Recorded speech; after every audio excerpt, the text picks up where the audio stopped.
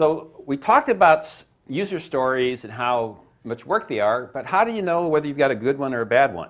And like, is it too big, or is it too hard, and is it actually useful? Does it have business value? So another acronym that we came up with as part of this is SMART.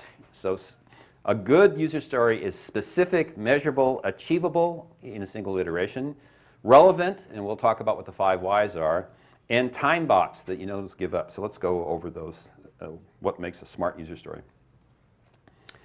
So each scenario, specific and measurable are kind of related, that each scenario is testable. It implies that you, for every good input, you know what the result's going to be. So you can tell whether it does it or not. So an anti-example here is the user interface should be friendly, right? Let's see, how are we going to test and measure that? Who knows, right? That's just not something you measure. So it's got to be something like, you know, response time has to be 90% of the time less than 3 seconds.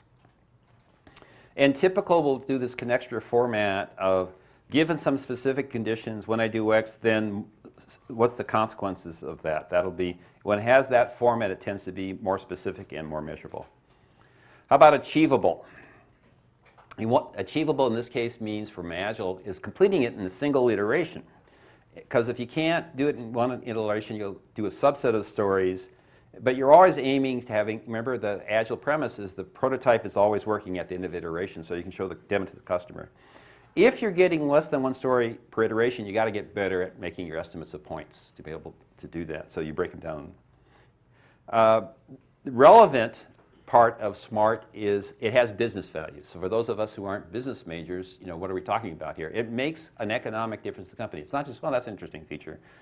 What does it do to help the company be successful? So protect revenue, increase revenue, manage your expenses, increase the visibility of the brand, making the product stand out from the competition, and generally finding more than customers. So here's an example that talks on this web page, talks about deciding whether a thing has business value a lot. But we found this thing, trick, the 5 whys as defined relevance works pretty well. And you can basically, this is a very easy thing to implement. It's like, you know, your 3-year-old nephew can implement this for you. So let's start off with that box office manager. So as a box office manager, so that I can induce a patron to buy a ticket, I want to show her Facebook friends. Why? Okay, that's the first why.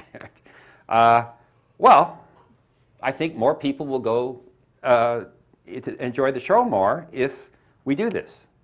So why is that important? Okay. Well, I think we'll sell more tickets. Why is it important to sell more tickets? Because the theater makes more money. Well, why is it important for the theater to make money? And we want to make more money so that we don't go out of business. Well, why does it matter if you go out of business? Then you won't have a job. Okay. So it's kind of surprising, but this simple mechanism asking why a bunch of times kind of forces you to drill down in exactly what the issue is that you're talking about. Oh, okay, right. It's really helping us to the bottom line. So yes, it's a good one. So if you ask a bunch of whys and it stays vague, then maybe this doesn't have a lot of relevance. The last part of SMART is time box. What we're worried about in software, given the statistics, is that you're going to exceed the time budget. You're going to put something together and it's take a lot longer than you think.